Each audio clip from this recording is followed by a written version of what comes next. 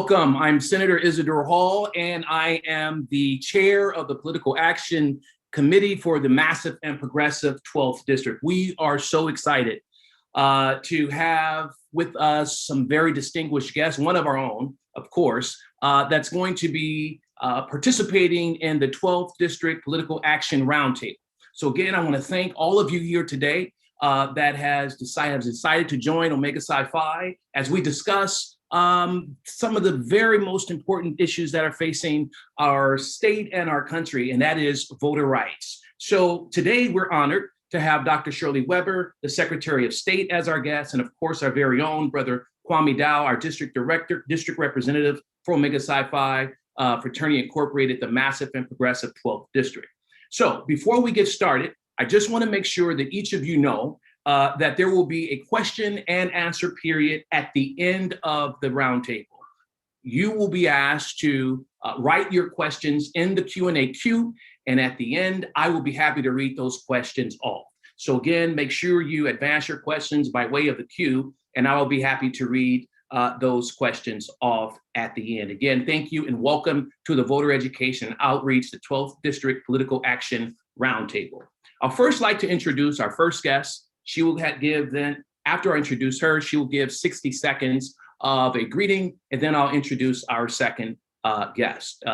Dr. Shirley Weber, she is known, obviously, very much in the state of California. She was nominated to serve as the California Secretary of State by Governor Newsom on December 22nd, 2020, and sworn into office on January the 29th, 2021.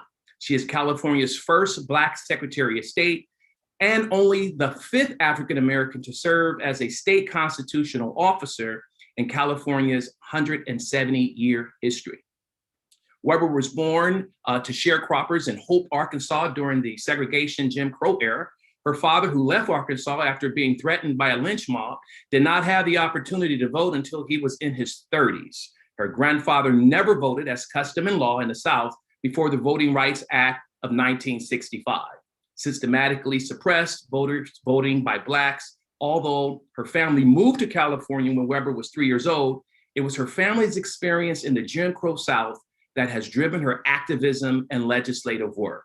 She has fought to secure and expand civil rights for all Californians, including restoring Voting Rights Act for individuals who have completed their prison term.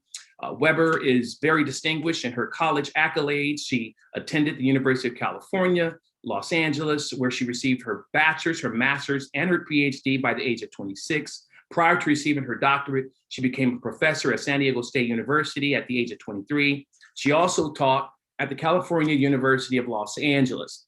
Before her appointment to secretary, Dr. Weber served 4 terms as an assembly member representing California's 79th Assembly District, which includes parts of the city of San Diego, as well as several cities and communities in the San Diego region. I'm honored to have been able to serve with her in the California State Legislature. Let's welcome Dr. Shirley Weber, who will give a 1-minute greeting. Dr. Shirley Weber, Secretary. Thank you very much. And obviously, it's good to see you again, Senator Hall, to be with you and to be with the Omegas. As I pointed out earlier, when I was a professor at San Diego State, I actually served as the advisor to the Omegas for a couple of years. And that one itself was a high point of my academic career in working with the Omegas. But let me just simply say it's an honor to be here with you and to begin to have a discussion, a town hall meeting about such an important issue as voters' rights, and as well as about the recall election we're preparing to have in September the 14th. This will be an historic election simply because recalling governors is not something people do every day. And as a result, California is making history in terms of this recall. So I'm eager to get into a conversation with you. I'm glad to know that you are interested, as we've been going across the state, trying to interest our communities in voting and making sure they know that the election is occurring and that they have a right and a responsibility to participate in the recall. So once again, thank you so very much for having me here. And I look forward to the conversation that we'll have. Thank you. Thank you, madam. Thank you, Madam Secretary. Our other distinguished guest is our very own District Representative Kwame. Brother Dow serves as a 34th, 12th District Representative with responsibility for Omega's activities in the 10 states in the West, including Alaska. Brother Dow sits on the Supreme Council of the fraternity and is one of 12 who occupy the role of District Representative internationally. He is a highly sought after human resources executive working for companies like Isha Health, DreamWorks, Nova, and American Botanical Pharmacy. Currently, Kwame serves as the VP of People for Lightyear, a company that provides LED lighting solutions for movies and TV shows. He has spent the last 20 plus years of his career in senior executive roles, shaping and driving company culture, maximizing employee performance, and impacting organizational profitability. Brother Dow is a graduate of Lincoln University, Pennsylvania. He's a husband of 22 years to his college sweetheart, Nicole, and a father to their 16-year-old daughter, Jazz. Service is Kwame's passion, and Omega is his vehicle to change the world. And indeed, he is doing that. His philosophy is, in everything you do, have to be first of service. Brother Dow, welcome, and thank you for joining this roundtable. Thank you, Senator Hall, and of course, my brother, my fraternal brother. It's certainly a pleasure to be here this evening. And Madam Secretary, thank you very much for taking time out of your busy schedule to bring this critical information to the communities that the Ben of Omega serve. You brought up your connection with Omega, because I mentioned to you, I certainly would. And certainly we're glad that we had that connection back then. We still have that connection right now. The Men of Omega, we're absolutely committed to making sure that the communities that we serve understand the importance of voting and understand the particulars around their accessibility to voting, particularly in a time period where voting rights are being attacked all across the country. We want to make sure that we bring this critical resource to our communities. Last year, we did a fairly robust Get Out the Vote campaign, and we're kicking that off again this year. And we've done a series of town halls as well, again, focusing on the emphasis and the importance of voting. So again, I want to thank you so much for taking time out of your busy schedule to be with us this evening. All right. So with that said, I know we've got a limited amount of time this evening, so let's go ahead and jump right in. Now, Dr. Weber, this initial question might be fairly elementary, but I figure we should probably start here. Can you give the audience some insight in terms of what a recall election is? Oh, you're actually on mute, Dr. Weber. Thank you for the question. And it is an important question because so often we assume that everyone knows what a recall is and how we got to where we are. And they make assumptions that sometimes are not correct. A recall election is kind of like a petition that we do in California, where people can get together and decide that they want to recall a person with or without cause, and can fill out forms. And if they get enough signatures to get certified as a person who can collect signatures, then they can go about and collect signatures up and down the state. They have a time frame in which they can do it. And once that time frame occurs, if they have in this situation, 12.5% of those who voted in the last gubernatorial election, then they can have a recall. And all of that has to be certified by my office and the registrar of voters to make sure that those are valid individuals who have a right to vote in California, that it's their signature, that there's no duplications, and so forth and so on. And so the petitioners decided to recall the governor. Some people thought it was like that you had like an impeachment where you had to have a case and a trial and so forth and so on. Such is not the case in a recall. And that's why probably only 19 states actually have recalls. Some of them believe the election is a recall, that when the election year comes, you can take people out of office. Sure. But this bill itself is over 100 years old, and it hasn't been changed in that 100 years with regards to the recall and how it occurs. But it's really an immediate action. It's a dramatic action. And the recall that we have now did not meet its deadline for signatures. And because of COVID, the judge extended the opportunity to collect signatures for several more months. And so as a result, it started in February of 2020, and it wasn't certified until July 1 of this year. So it's quite a long time to collect signatures for a recall. And so as a result of that, on July 1, we certified all the signatures. There's a process you go to, and we certified that the folks who wanted to take their name off had a chance to take their name off it. But we don't have any restrictions on who can collect signatures other than they have to be a resident of California and a voter. And as a result, you can also pay them to collect signatures. And that was also the case in this. So we have a recall that's coming up September the 14th. And it has to, once it's certified, you have 60 to 80 days to have an election, which is also another short period of time. Our recall allows not only the election to determine whether or not we want to keep the governor, but it also requires us to find a replacement at the same time in case he is recalled. Well, Madam Secretary, that's thank you for those points. That kind of leads me right into my next question. Why is it on September 14th versus the first Tuesday in November? Because once it's certified, the law says you have 60 to 80 days to basically have the recall. You can have it on a primary election or a general election if it happens within 150 days. So given the fact that we certified it because of all the process, certified it on July 1, because we have a certain amount of time. Everything is time. You have 30 days for this, 30 days for that, so forth and so on. Once it was certified on July 1, the lieutenant governor had 60 to 80 days to call the election. But if we had had a general election within that 150 days, it could have been on that. We did not have a general election. The November 2nd of this year, there is no major election occurring. And our primary is not in March of this coming year. It's in June of next year. So given the situations, it required a separate election for the recall. Understood. Thank you for explaining that. Who can vote in the election? Can everyone vote or just the people who voted in the previous? Everyone who is a registered voter in California can vote. In California, fortunately, now we have our last efforts was to allow those on parole to vote. So technically, anyone who is a resident of California and a citizen of the United States and is not in a state or federal prison can vote in California. And so all those who are currently registered can vote. We've sent letters to those who were beneficiaries of Prop 17 this past year, where we made it possible for those on parole to vote. I sent them letters. I think it's 40 or 50,000 individuals saying, hey, you can register and you can vote now. So all of those individuals can vote in this coming election if they're registered to vote. But keep in mind, our registration ended August the 30th, the normal registration where you register online. But in California, we have same day registration, same day voting. So which means a person who is not registered can vote on September the 14th.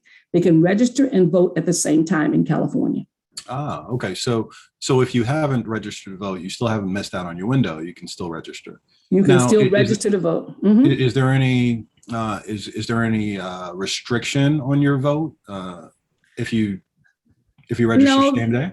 It's not a restriction. What we do is you get a provisional ballot, and that is only because we need to verify that you're qualified to vote and that you haven't already voted somewhere else in order to avoid fraud. So if you happen to come in on that day and you register and you vote on that day, you will get a ballot, but it will be put in a provisional envelope. And that ballot then will be, after election is over, we will then, that's why you hear people talk about provisional ballots. At that point, we go back and look at the provisional ballots that are there and make sure that those folks who are voting on provisional ballots are qualified to vote and have not voted somewhere else. And so, yes, you can vote and it will count. Definitely makes sense. Thank you. Now, you mentioned Proposition 17. Can you talk a little bit more about Proposition 17 and how it came about and why it's important, if it is important? Well, Proposition 17 allows those who are on parole to vote. California has always allowed those who are ex-offenders. Some states say if you've committed a felony, you cannot vote again. Well, in the 60s, California made that if you had been in jail and you had committed a felony and had served your time and all that, you could vote. California's always allowed those who are on probation to vote. And interestingly enough, we allow people in county jails to vote. And you can register people in jail. If there's enough people, we have to put a ballot box in a voting booth in the jail to allow people to vote in a county jail. But those who are in prison, state and federal prison, have never been able to vote in California. That's number one. And we didn't allow those on parole. And parole was a kind of thing that could go on for many, many years, depending on what's happening with your parole officer and whether there were issues of paying restitution, and it goes on and on. So this past year, we passed a bill in the Assembly. I was a joint author on the bill along with Mr. McCarty to basically allow those who are on parole to vote, because many states allow folks to vote on parole. It passed both houses and was signed by the governor. But because it's a constitutional issue, it was placed on the ballot. So it was a Prop 17 this past year, and it overwhelmingly was approved by the voters of California. And so as a result, everyone who's on parole immediately come January 1 had the opportunity to vote. And because of that, my office, Secretary of State, we sent letters to all of those individuals who were on parole to let them know that they had a right to vote and they could register and vote in elections. And it was interesting. I was on a call with Institute Justice, an organization that deals with a lot of parolees.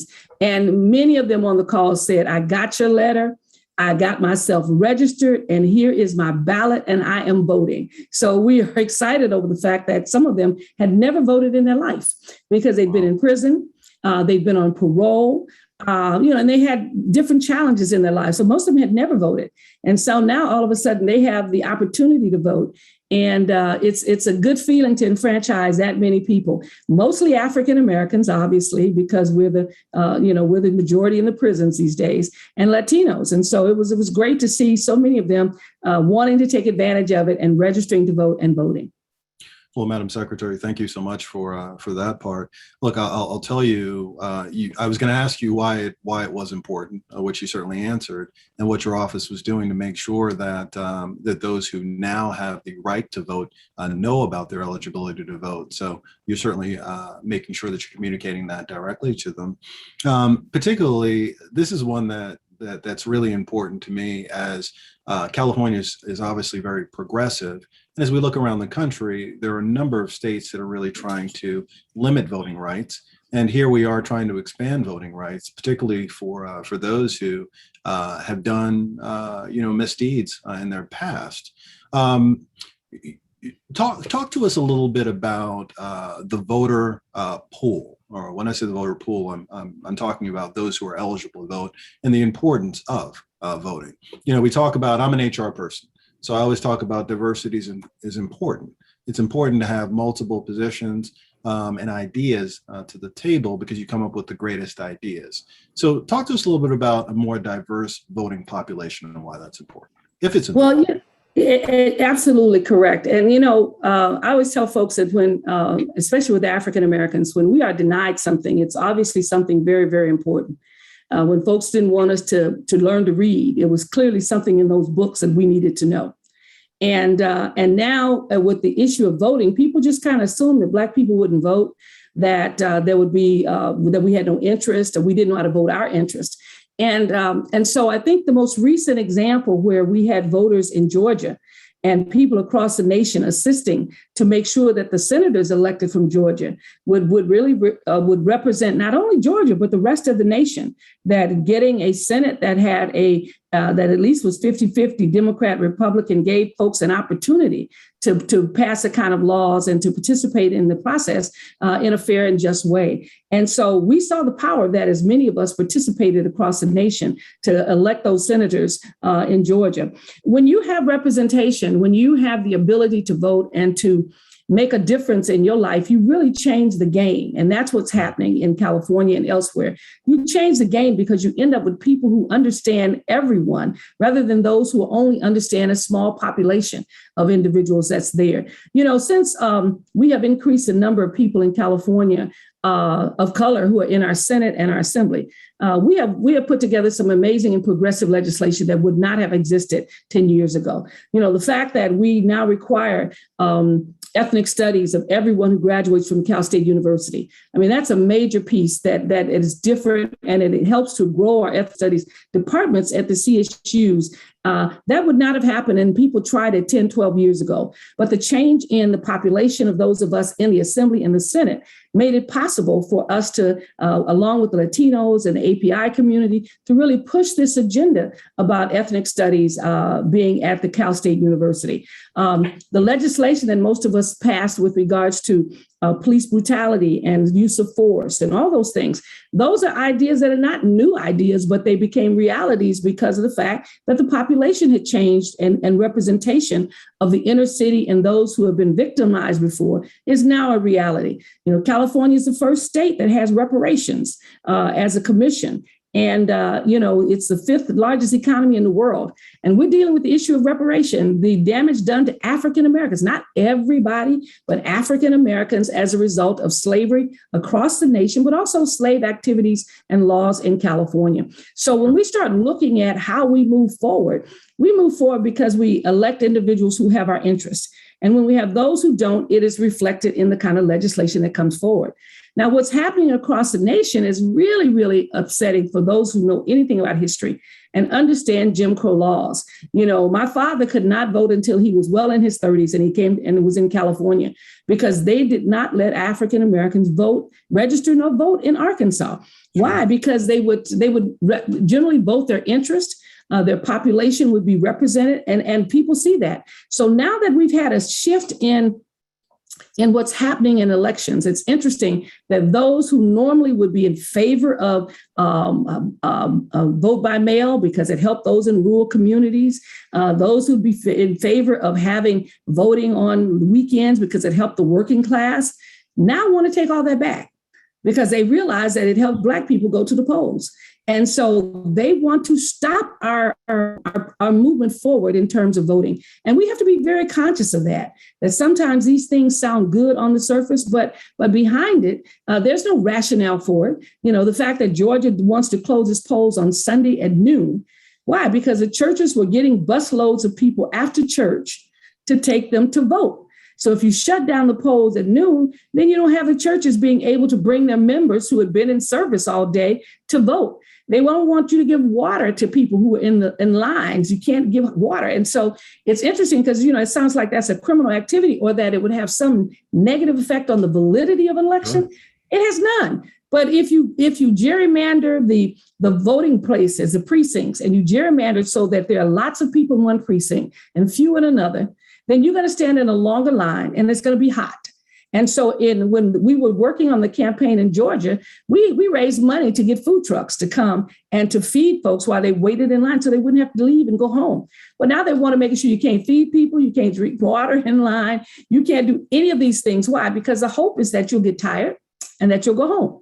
Sure. And you won't vote. And so a lot of the repressive laws that we see are really almost ridiculous, but they're being passed. And the good thing is that the Attorney General is filing a suit against Georgia for violation of people's voting rights in Georgia.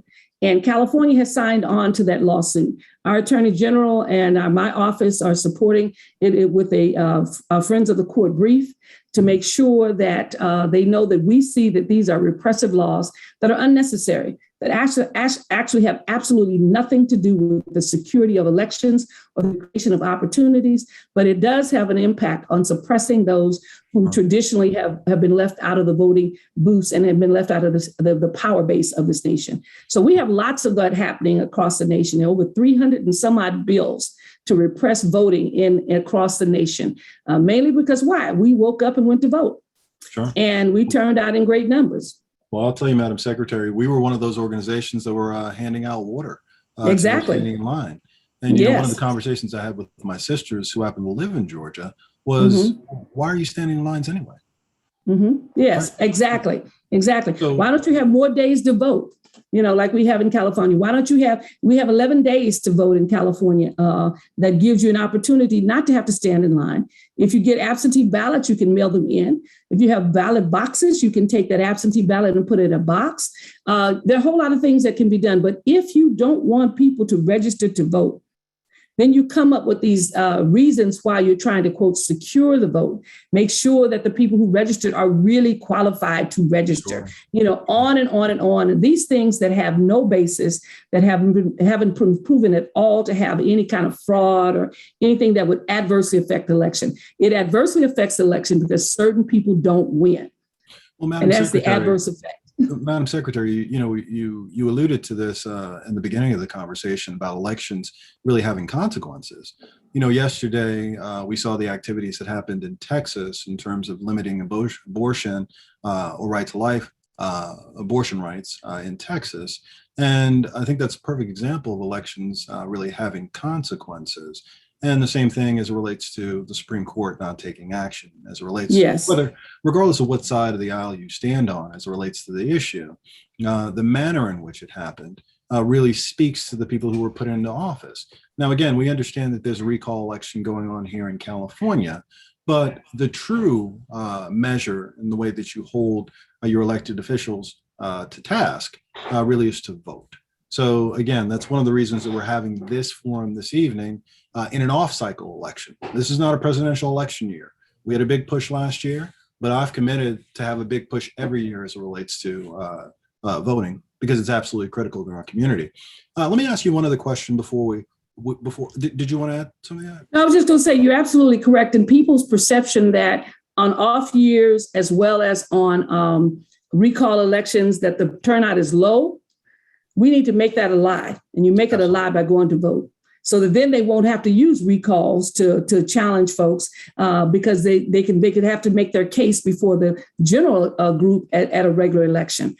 So the assumption people make is that people don't turn out for recalls. They turn out for general elections and presidential elections and so forth and so on. And those of us have to make that a lie. We have to fight against that, and we do that by voting in great numbers. So in reference to voting in great numbers, and we just finished talking about Proposition 17 that restored voting rights to those who were incarcerated. So talk to us a little bit about the voting numbers. Are the numbers in the African American community, are they rising? Are they declining? How are the statistics looking in terms of numbers? Well, last year, the numbers in the African American community itself was rising, and the number of Latinos went up some. The challenge we face, and we're addressing it, is that oftentimes there is very little data collected on African American voting because there's no race piece attached. So how they do it is they do it by last names. So if you're Martinez, you're Santiago, whatever it may be, they can check that box and say, oh, look, we can look at the names. But they claim, as they tell us, that they can't identify that for African Americans. So what we're doing now to verify that is we're getting a different system through UCLA's research center that basically allows us to marry the census data with the voting data.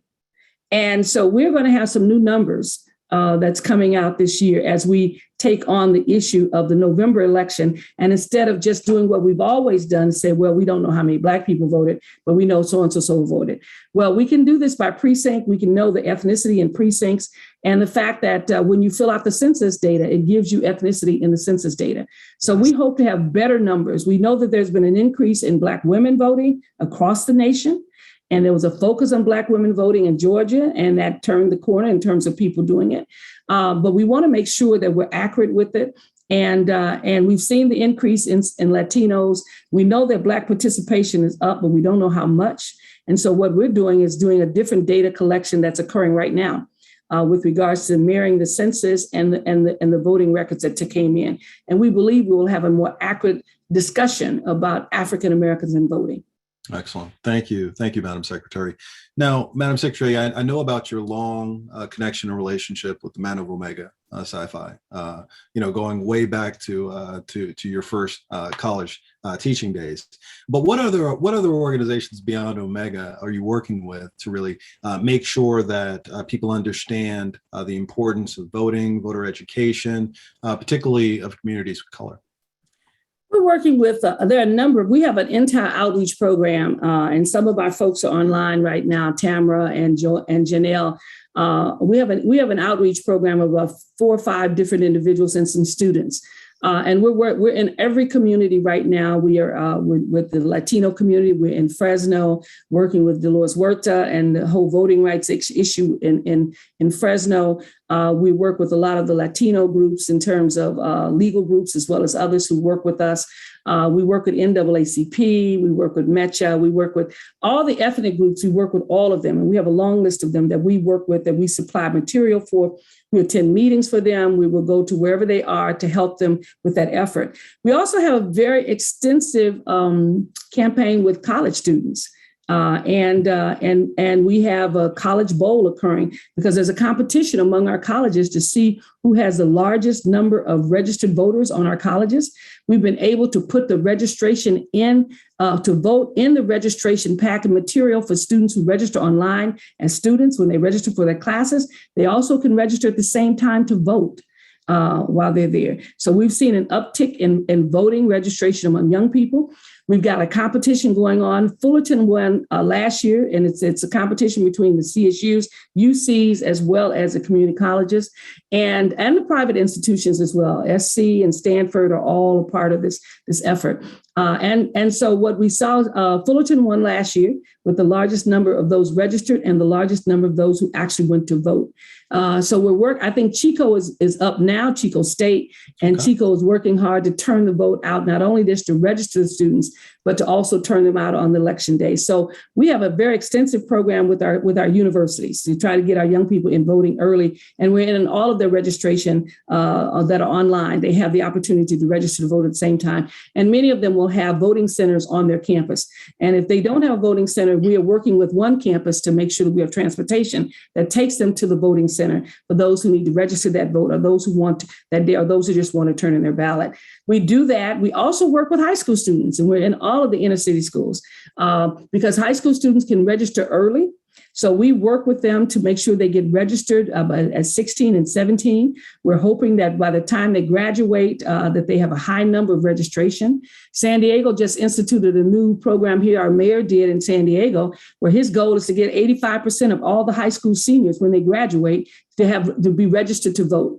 And then we have a partnership that really, when they get ready to do their first vote, they start getting text messages from this person who says, you look at here, you're almost ready. You're getting ready for your very big first experience.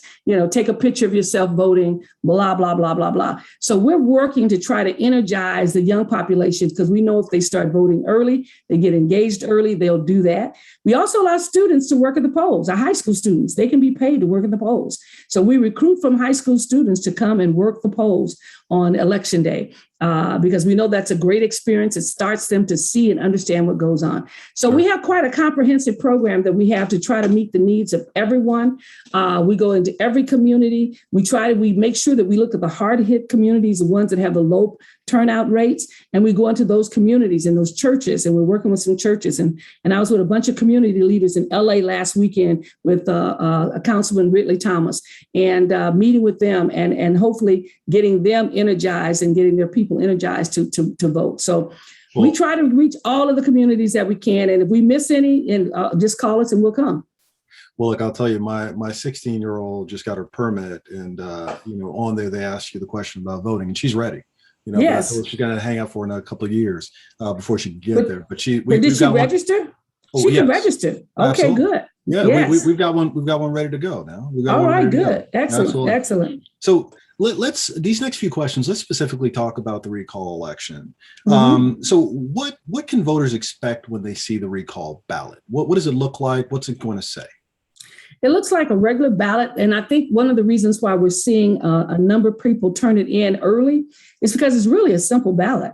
It has two questions, just two questions. When normally we have a ballot with a 8 or 9 of different propositions that you don't thoroughly understand. It's all in legalese and it's hard to figure out whether it's going to help you or hurt you, all that kind of stuff.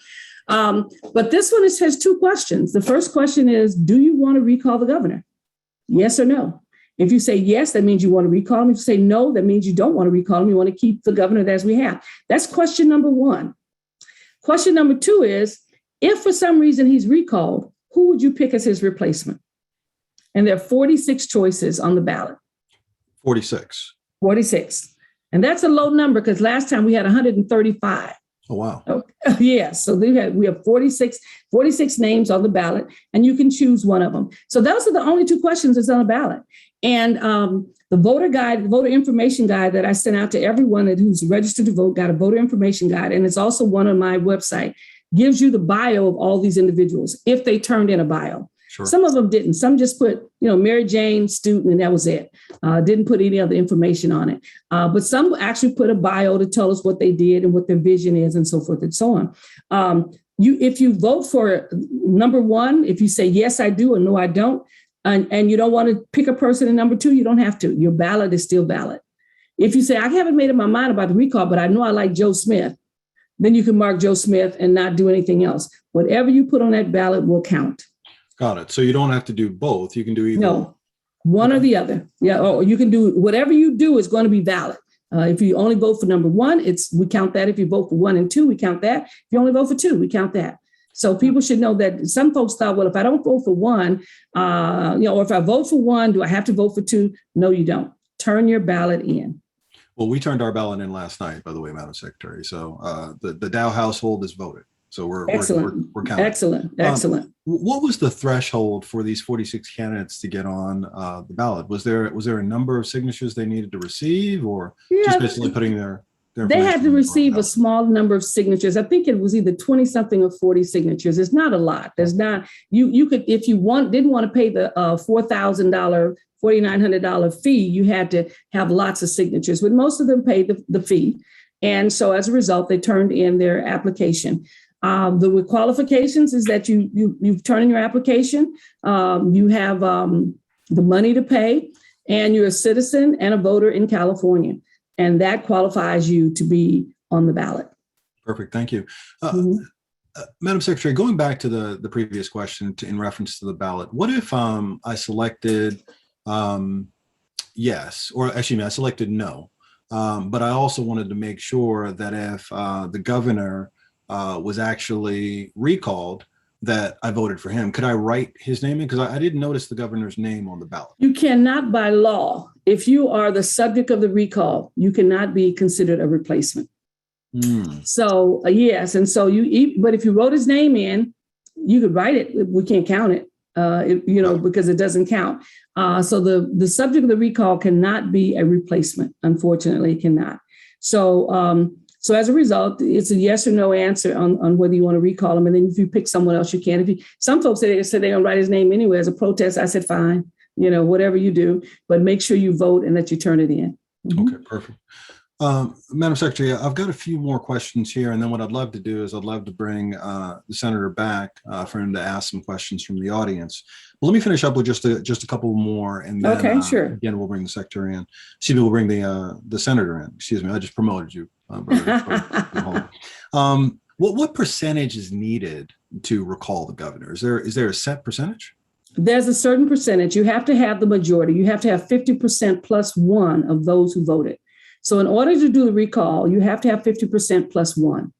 Okay. And if he happens to be recalled, then the person with the largest number of votes in the 46 would be chosen, which means they don't have to have a 50% plus 1, and there is no runoff. Okay. So potentially you could have somebody who wins with 5% of the vote. Technically you could if everybody got 3. Wow. If everybody else got 2 and 3% and somebody got 5, that's your new governor. Wow. Okay. And and people look at that and say, wow, that's kind of interesting. And it is, because technically the governor, for instance, governor got really, really close and got 49%, or 49.9% that says, we don't want to recall you. And the person who got 20 end up being the highest number, then actually you had more people opposed to the recall than the person who got selected. Okay, hold on one moment. Madam Secretary, please say that again, because that I think needs to sink in with those who are listening. Yeah, if say for instance the governor, if there were 49, if 51, say 51% of the people said yes, we want to recall the governor, so he's recalled. Mm-hmm. And the person who got the largest number to replace him had only 20% because of the way the numbers were scattered among the 46. You'd actually have more people liking the governor at 49% than the person who got selected at 20. Wow. Okay. Wow. So that's one of the real challenges of the system, that we don't have a runoff. We don't have the top 2 vote getters running. And I was on a panel with some guy the other day who said, which I hadn't thought about it. He said, the likelihood that if for some reason the governor's recall, it is very likely that whoever's chosen would be hated by the majority of the people. I said, oh, goodness. Sure. Which is true, which is very true, given the number of persons who are vying for the seat and that there is no runoff.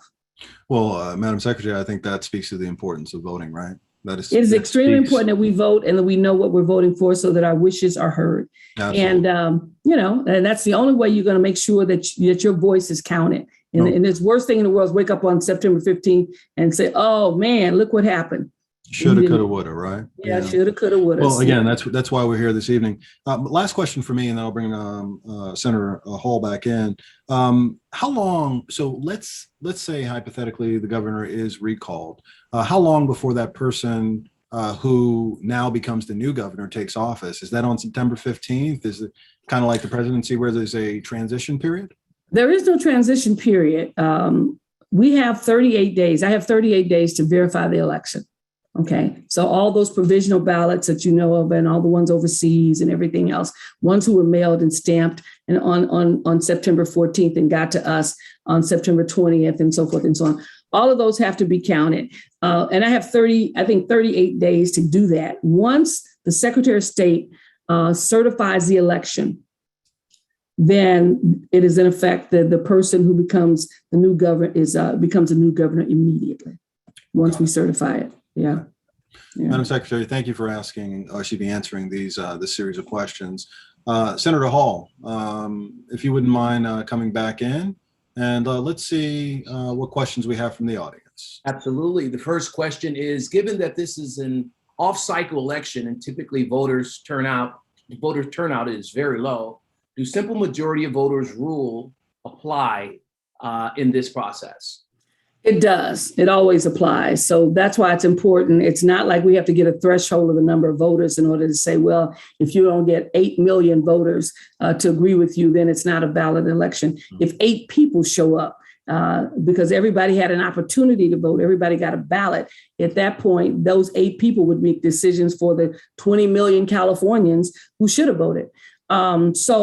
It is not based on anything such as that. Now, being optimistic about the turnout, keep in mind when we had the recall election in 2003, 70 some odd percent of Californians came to the recall, turned out for the recall.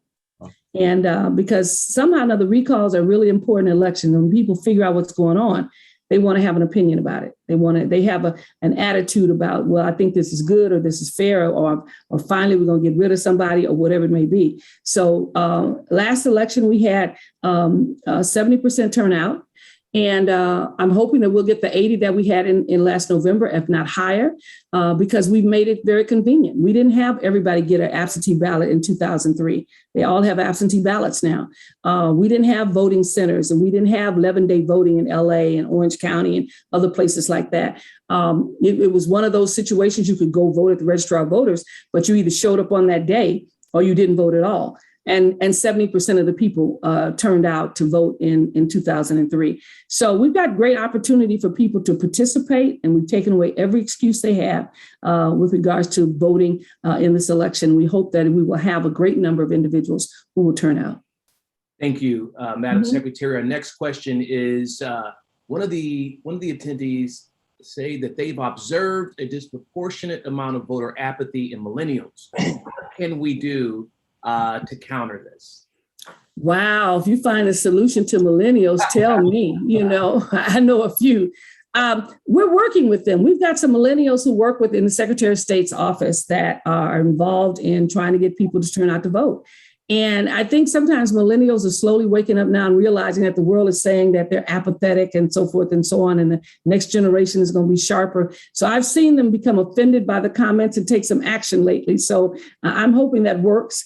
I think constantly pressing the issue that these things matter. We've got, as pointed out by Brother Dow, we've got a lot of things happening that people should wake up and see.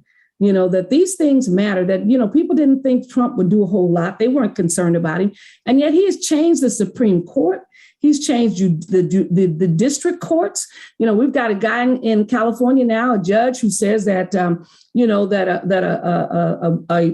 rifle, an assault rifle, is like a Boy Scout knife or something. Those kinds of things are consequences in our communities. And if we've got folks who are limiting the right of women to choose what they do, young people ought to be concerned about that, because that's their generation and the limitations of their generation to have control over their bodies and what they do. So there are a lot of things that are happening that, in the past, because we were so probably secured by the Supreme Court and what was going on in the nation. And people talk about challenging Roe v. Wade, and they didn't do much. And, people talk about little things and they didn't do a whole lot.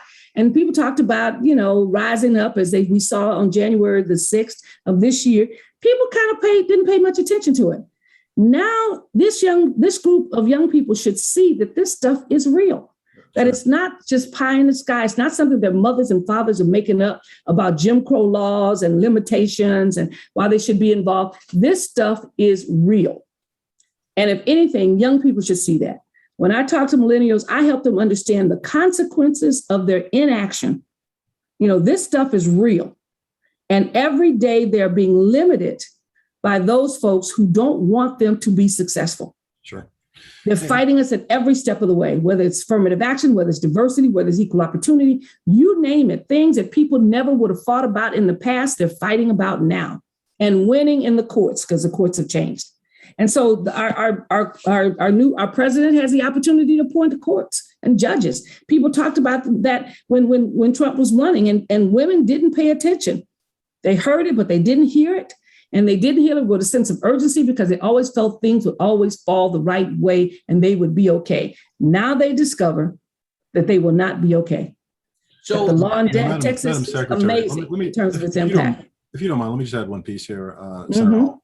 Madam Secretary, that's an interesting one. So for me, so we've got a second vice district representative who is the leader of our undergraduate delegation, if you will, out here in the 12th district. And we make a point. No, I'm just listening. I'm charging my phone up. And the first vice district representative, we make an effort to make sure that we're engaged with him on a regular basis to talk about these types of issues. So these types of issues are really brought to our undergraduates. The reality is, though, we have to be better about talking about our history as well. Exactly. If we're not talking about Jim Crow, if we're not talking about the challenges as we've had in this country, in the electoral process, then what's going to happen is we'll forget about it. The apathy will seep in, and we'll end up, really kind of where we are, today in many places. So engagement, and I think the other key point is you have to meet them where they are. It's look, I grew up in the 80s, and the hip hop that I listened to is different than the hip hop that's out today. Now, I don't judge it, I don't bob my head to it, but I meet them where they are, and I think that's the critical piece. Exactly. We can't expect them to come to us; we have to go to them.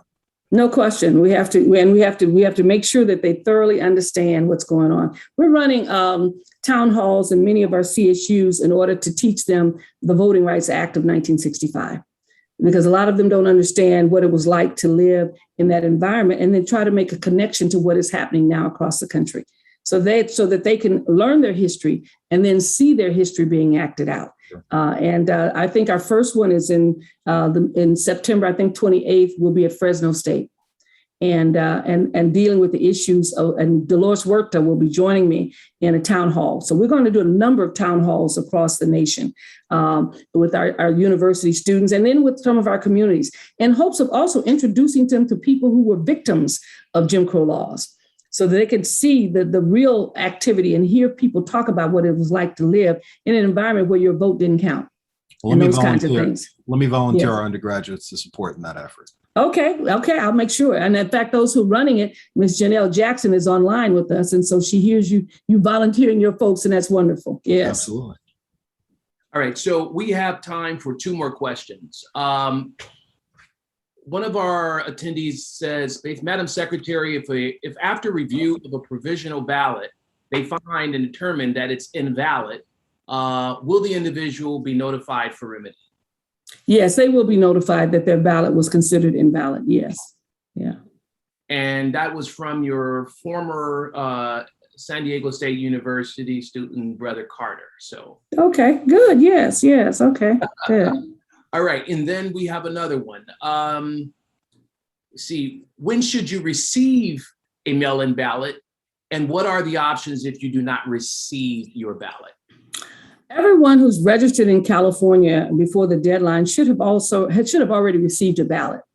If for some reason you did not get a ballot, the ballots have been out now for almost 2 weeks. If you did not get a vote by mail ballot, then you need to contact the registrar voter in your area, or you can call the hotline with the state assembly. With the Secretary of State's office, which is 1-800, I think it's 345 vote. And so you can call us and find out what happened to your ballot. You may have moved and may change an address or whatever it is, and it may have come back. So if you do not have a vote by mail ballot already in your hand, you should try to figure out why. If you recently registered to vote, then it'll take a while for them to process it and get it to you. But if you've been a registered voter and you voted in November and you haven't changed your address and those kinds of things, you should have a ballot in your hand. They've been out for the last couple of weeks. So if for some reason your ballot is not there, call your registrar voter in your area or call the hotline in my office at 1-800-345-VOTE. And at that point, we will help you figure out where your ballot is. So you should have an absentee ballot by now, though. And that's why many of us are talking about having already sent our ballot in. We also have something called Where's My Ballot, which is that you can sign up to find, and they will send you a notice. And it's very simple to sign up. Once you sign up on the website, they will send you a notice. I turned in my ballot, and the next day I got a notice from the registrar of voters saying that the post office said they have my ballot.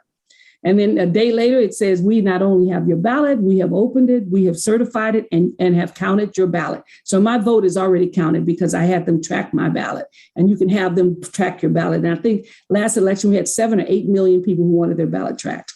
Nice.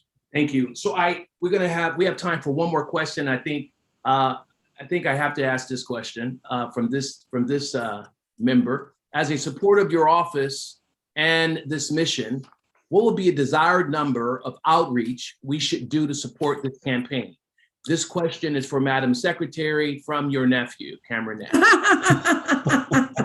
A desired number of outreach. Wow. I don't know if my staff has a desired number. We're just going in every spot where we can and trying to reach every community. What I say to my nephew and to others is that make sure that every member of your family votes. You got a large family, Cameron, so you make sure that all of your aunts and uncles and your nieces and your cousins, you make sure every last one of them votes, and you make it possible to make sure you get their ballot and turn it in for them. So you call them all. Make sure they vote. Make sure your mother votes and your grandparents and those that you see around you. Sometimes we do these grandiose things of outreach, and they're good.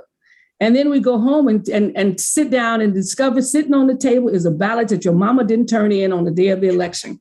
And, you think, my God, I forgot to ask my mother, did she vote? And she was like, well, I meant to do it, but I just didn't have time. Call every relative you have and make it possible for them to vote. That's the first thing we do. Clean your own house. Okay, then we go clean some other folks' houses is first. So make sure that every relative you have, Cameron, is voting. I've talked to them. I want you to make sure your cousins are voting, because that will be extremely important. And all of your friends that hang out with you from Tuskegee and everywhere else, that they all vote. Okay, let's make sure they vote. And then that way we start the process. Get your neighbors to vote. Karanga used to always say people want to save the world, and then when they need to save their neighbor, which is true. So let's work on that, and then we work beyond that. Okay. If you need something to do, don't hesitate to call a Secretary of State or your registrar voter and say, I want to volunteer. And we will make sure that you get an opportunity to help us turn out the vote. Thank you so much, Madam Secretary. Before we go into our closing statements, I want to thank, obviously, you, Madam Secretary, for your willingness to participate. Of course, our very own District Representative, Brother Kwame Dow. But I also want to thank our first Vice DR, Brother Herc Davis, and of course our 12th District KRS, Brother Nick Thompson, and our IT team, Brother Sean Scott and Carl Guillory for assisting to make this a successful webinar and an educational town hall. So again, thank you so much, Madam Secretary and Brother Dow. And so, Madam Secretary, do you mind giving some closing remarks? And of course, after you, we'll go to our District Representative, Brother Dow, who will close it. You know, the only thing I want to close out, and I think you do this and you do this well as a community, is that voting is extremely important. It is truly your voice in this nation. And so often people ignore our community because they don't believe our voice matters, and they don't believe that we will vote and vote our interest. And I've seen that so much when I've served on school boards and other places where other communities come in and ask for ridiculous things and they get it. Our community comes in and asks for the basic thing, and people think about whether or not they're going to do it because it might be an inconvenience for them to do it.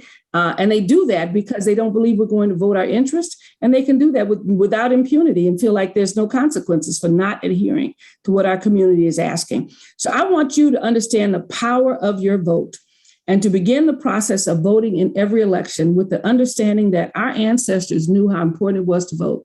And that's why voting became a central piece of the civil rights movement, much more than anything else, because they knew that if they could not vote, they could not protect themselves. They could not pick people to protect them, and they were vulnerable. So they fought for education and they fought for voting. Those are the two things that they believed were essential to being a citizen in this country and having the ability to protect their interests each and every day. So let's not make mockery of our ancestors by not voting.